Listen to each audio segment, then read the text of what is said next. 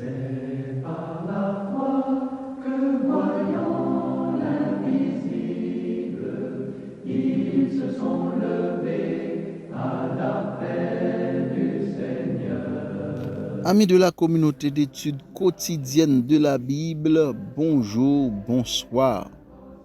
Nous sommes très heureux de vous accueillir encore une fois dans le cadre de notre révision de la leçon de la semaine.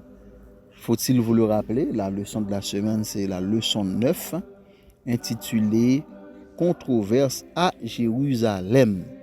Aujourd'hui, je ne serai pas seul, je suis accompagné de Douarlise qui va certainement nous réciter le verset à mémoriser. Salut Douarlise. Salut papa. Ah ben, est-ce que tu connais le verset par cœur? Oui. Ah ben, récite-nous ce verset. Le verset à mémoriser se trouve dans Marc 11, le verset 25. Et lorsque vous êtes debout, faites votre prière. Si vous avez quelque chose contre quelqu'un, pardonnez afin que votre Père qui est dans les cieux vous pardonne aussi vos offenses. Amen. Amen. Nous prions. Merci notre Seigneur et notre Dieu pour tous tes bienfaits envers nous. Nous allons ouvrir ta parole, que tu nous guides par la puissance de ton Saint-Esprit. Au nom de Jésus. Amen. La leçon 9, intitulée « Controverse à Jérusalem », c'est une leçon très importante, intéressante et remplie de messages et capable de nous aider à comprendre la nature humaine et à nous adapter et essayer aussi de savoir quelle position que nous devons adopter par rapport à la parole de Dieu. La leçon, c'est comme le nom l'indique, controverse à Jérusalem, c'est une leçon qui met en face Jésus avec les chefs religieux, les sadducéens, quelques scribes qui ont posé des questions à Jésus. Et au cours de la semaine, nous avons vu des titres comme qui t'a donné l'autorité de faire ces choses. Nous avons vu l'entrée triomphale, aussi le plus grand commandement. Ce sont quelques titres que nous avons étudiés ensemble. Nous ne pourrons pas reprendre tout, nous ne pourrons pas tout reprendre. Ce que nous allons faire, c'est surtout mettre l'accent sur les points saillants de la leçon, puisqu'il s'agit de controverses. Nous allons essayer d'analyser ensemble où se situe et quelles sont les raisons qui font que nous parlons de controverses à Jérusalem dans le cadre de la leçon. D'abord, l'une des questions controversées qui a été posée à Jésus, c'est une question concernant le paiement de l'impôt.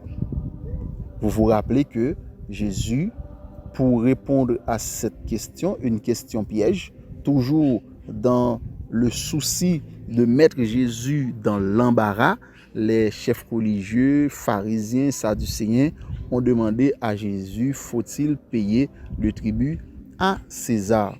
Et Jésus, qui a tout compris, qui a compris que la question recelait derrière elle un piège, leur a demandé une pièce de monnaie et Jésus leur a posé la question de qui sont ces effigies et ces inscriptions. Et de leur côté, ils ont répondu, bon, ce sont les effigies et les inscriptions de César qui se trouvent sur la pièce de monnaie. Et Jésus a répondu, donnez à César ce qui est à César, à Dieu ce qui est à Dieu.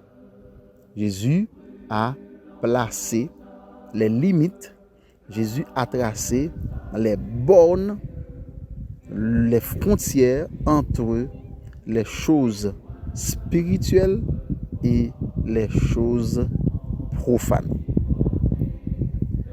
Nous avons vu que effectivement nous, en tant que chrétiens, nous devons être très équilibrés. Équilibrés pour à la fois savoir qu'en tant que citoyens du monde, nous avons des obligations, des devoirs envers notre société et envers l'État, mais aussi, en tant qu'être humain, nous devons également laisser une place prépondérante aux affaires spirituelles.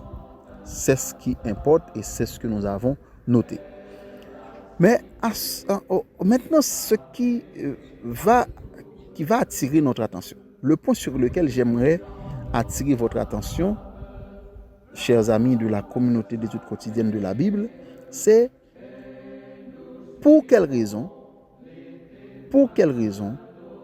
Jésus a attiré autant de haine vers lui. Je reprends la question. Pourquoi la présence de Jésus à Jérusalem, où qu'il passait, pourquoi les chefs religieux avaient toute cette haine? Pourquoi voulaient-ils autant voir périr Jésus? Nous allons rapidement essayer d'apporter quelques éléments de réponse. Le premier élément de réponse, c'est que, aux yeux de ces chefs religieux, Jésus était coupable des crimes suivants. Jésus, selon ces chefs religieux, avait commis les crimes suivants, les infractions suivantes. D'abord, Jésus était trop partisan de la vérité. Jésus était trop altruiste. Et Jésus, essayons de le dire ainsi, Jésus leur a volé la vedette. C'est le premier point, c'est la première cause, selon nous, qui fait que la haine des pharisiens et des chefs religieux a été aussi grande, aussi évidente. Une haine qui leur a conduit à faire périr Jésus. Parce que c'était en fait leur objectif. Leurs questions, c'était des questions pièges pour mettre Jésus dans l'embarras et le mettre face au système établi, face aux Romains et attirer la haine sur lui. Mais ce qu'il faut surtout remarquer, c'est que malgré le fait que Jésus avait subi leur haine, Jésus était contraint de répondre à certaines questions embarrassantes, cela n'a pas empêché à Jésus de continuer à enseigner à ses disciples, de continuer à aimer. À aimer. Et c'est pourquoi, c'est le deuxième point sur lequel j'aimerais attirer votre attention, malgré le fait que ces gens, ces pharisiens, ces chefs religieux détestaient Jésus, lorsque l'un d'entre eux, un scribe qui lui était envahi, qui était habité par un sentiment de sincérité, lui, il voulait connaître la vérité, il était assoiffé d'édification. Il a demandé à Jésus quel est le plus grand commandement. Et Jésus lui a parlé d'amour. Il faut aimer Dieu et aimer son prochain. Et le verset à mémoriser de la semaine, Jésus, dans Marc 11, verset 25, a dit clairement à ses disciples et à son auditoire, lorsque vous êtes debout faisant votre prière, si vous avez quelque chose contre quelqu'un, pardonnez. Pardonnez pour quelle raison? Parce que lorsque vous pardonnez aux autres, vous vous placez dans une position où Dieu lui-même, lorsque vous faites des choses qui déplaisent à Dieu, lorsque vous offensez Dieu ou vous offensez les autres, l'Éternel sera prêt à son tour à vous pardonner. C'est le deuxième point sur lequel j'aimerais attirer votre attention. Et le dernier point, c'est nous par rapport à ce qui nous attend ici-bas. Nous allons essayer d'actualiser. Qu'est-ce qui nous attend ici-bas dans notre relation avec les autres? Ce qui s'est produit pour Jésus en son temps peut se produire et va se produire pour nous en tant que chrétiens. Certaines fois, et ce sera peut-être ou toujours le cas, notre attitude, notre position, notre vie, notre comportement peut et pourrait, ou du moins disons-le autrement, ou clairement, l'attitude des chrétiens aura à mettre dans l'embarras beaucoup de profanes, beaucoup de païens, beaucoup de religieux ou beaucoup d'irreligieux. Pour quelle raison? Parce que la vérité pose souvent problème.